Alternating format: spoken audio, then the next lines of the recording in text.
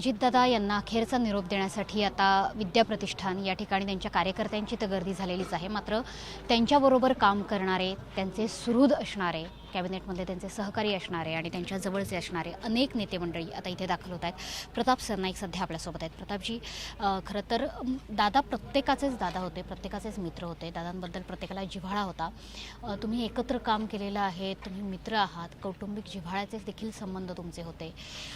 दादा नाहीत हे पचवता आलंय का या क्षणापर्यंत?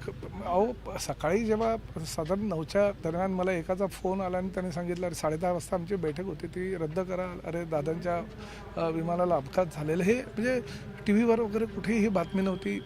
आम्हाला मुख्यमंत्री कार्यालयातनं ही माहिती कळल्या म्हणजे अतिशय दुःख झालं। खरी आहे की खोटी आहे बातमी हे कळत नव्हतं, पण टी व्हीवर परत फ्लॅश झालं आणि त्यानंतर हळूहळू एक एक प्रसंग समोर आला आणि शेवटी आमचे म्हणजे दादा तर माझे सर्व काही होते असं म्हणायला हरकत नाही, कारण शेवटी 30-35 वर्षापासूनचा संबंध। दादा पहिल्यांदा लोकसभेचे खासदार झाले तेव्हापासून एक विद्यार्थी संघटनेचा कार्यकर्ता म्हणून त्यांच्यासोबत, नंतर युवक काँग्रेस आणि नंतर मग ठाणे महापालिकेतील नगरसेवक म्हणून दादांच्या सोबत अहोरात्र काम करणारे जे काही मोजके कार्यकर्ते होते त्याच्यामध्ये प्रताप सरनाईक होता।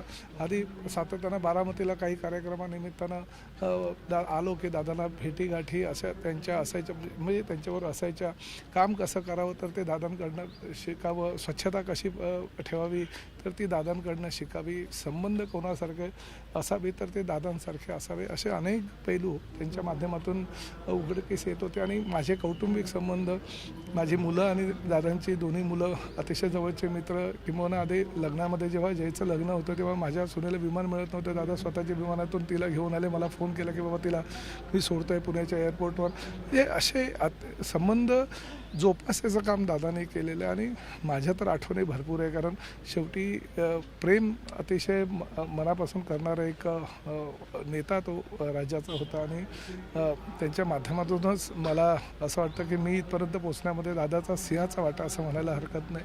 आणि मला पुढे राजकारणामध्ये काही गोष्टीची जर गरज पडली लगेच फोन करून त्याला संबंधितांना सूचना करायच्या, अरे बाबा प्रतापला मदत करायची आहे, मला माझ्याकडनं जर काही चुका झाल्या तर मला सांगायचं, अरे बाबा असं करू नको, अडचणीत येशील वगैरे, अशा अनेक सूचना करायच्या। विधिमंडळामध्ये कामकाज चालू असताना मुद्दामून असं कधी मस्करीमध्ये म्हणायचं, अरे मी मागे वळून बघितलं तर मला सगळे राष्ट्रवादीचेच दिसते, असं वाटतं की माझंच मंत्रिमंडळ आहे की काय, असं हलक्या फुलक्या विनोदामध्ये सुद्धा ते आमच्याशी चर्चा करायचे। त्यामुळे कालच म्हणजे आमची कॅबिनेटची बैठक संपली आणि मी एक आमंत्रण दादांना दिलं की दादा ठाण्याला तुम्हाला ह्या फेस्टिवलला यायचं आहे। मला सांगितलं की 9 तारखेला मी नक्की येतो, आपल्या PS OSD सगळ्यांना बोलवून सांगितलं, अरे बाबा प्रतापच्या कार्यक्रमाला आपल्याला जायचं, मला लवकर त्या दिवशी सोडा।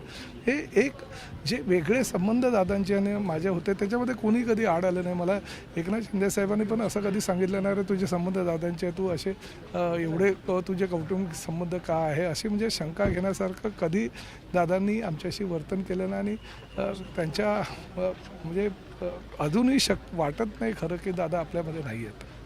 तुमच्यावरची मिश्किल टिप्पणी आजही अनेकांच्या लक्षात आहे। अनेक वेळा मिश्किल टिप्पण्या या खरं तर राजकीय असायच्या, मात्र विनोद बुद्धीच्या अंगाने घेतलेल्या असायच्या। पक्षांच्या सीमा जेव्हा वेगळ्या झाल्या तेव्हा त्या कधी आड आलेल्या होत्या का? बिलकुल नाही, कधी म्हणजे हा कधी विचारही नाही केला। कधी उलट मस्करीमध्ये म्हणायचं, बरं झालंस तिकडे गेल्यानंतर तू आमदार तरी झालास। नंतर मला म्हणायचं, अरे बरं झालं, कारण मी जेव्हा मंत्री झालो तेव्हा पहिला आशीर्वाद दादांचा घेतला आणि मला सांगितलं, अरे बरं मला मनापासून आनंद वाटला की तू आता राज्याचा मंत्री झालास। एवढे संबंध आणि मला म्हणजे मी सुद्धा गेल्या अनेक वर्षापासून कधीही दादांचे आणि माझ्या संबंधामध्ये पक्ष असा आडवा येऊ दिला नाही आणि मनापासून प्रताप सरनाईक आणि त्यांच्या कुटुंबियावर प्रेम करणारे दादा होते।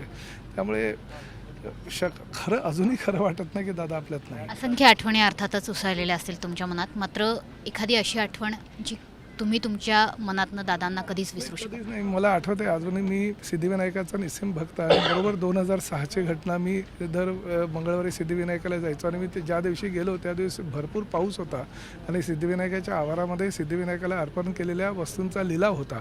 तर मला एका ट्रस्टीने सांगितलं, अरे एक मोबाईल आलेला आहे आणि तो लिलावात होतोय। मला अचानक वाटलं की बाबा आता उद्या दादांचा वाढदिवस आहे, दादांना काहीतरी आशीर्वाद म्हणून ही गोष्ट द्यावी, कारण मनापासून नेहमी वाटायचं की दादा राज्याचे मुख्यमंत्री मुख्यमंत्री व्हावे. आणि मी म्हणालो सिद्धिविनायकाचा आशीर्वाद म्हणून उद्या दादांना काहीतरी आपण देऊया.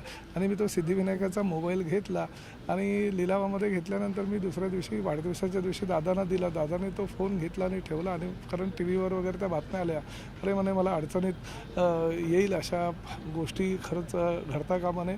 आणि त्यांनी ताबडतोब पार्थ लहान होता त्यावेळेस, पार्थला आणि ते मोघे नावाचे त्यांचे जे OSD होते त्यांना सांगितलं, अरे बाबा ज्या ठिकाणावरनं प्रतापने हा मोबाईल आणला त्याच ठिकाणी आपण परत अर्पण करूया, जेणेकरून भविष्यामध्ये ह्याचा फायदा इतर लोकांना होऊ शकेल. त्यामुळे ह्या अशा काही आठवणी आहेत, ज्या अनेक आठवणी माझ्या आयुष्यामध्ये आहेत. त्यातल्या ही एक महत्त्वाची आहे दादांच्या दृष्टीनं आणि दादांच्या बाबतीत घडलेली आठवण आहे. आज पवार कुटुंबीय खचलंय, शरद पवार किंबहुना महाराष्ट्र खचलं. की अजितदादांसारखा माणूस कुटुंबातनं म्हणजे महाराष्ट्राच्या कुटुंबामधनं गेल्यानंतर महाराष्ट्र खचलाय, तर पवार कुटुंब निश्चित खचलं असेल.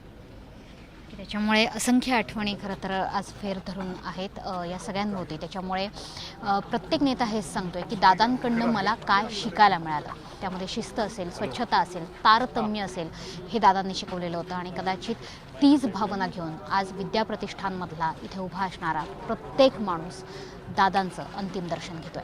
कॅमेरामन नेते सुनूने सामनेशी पाठक, झी 24 तास, बारामती.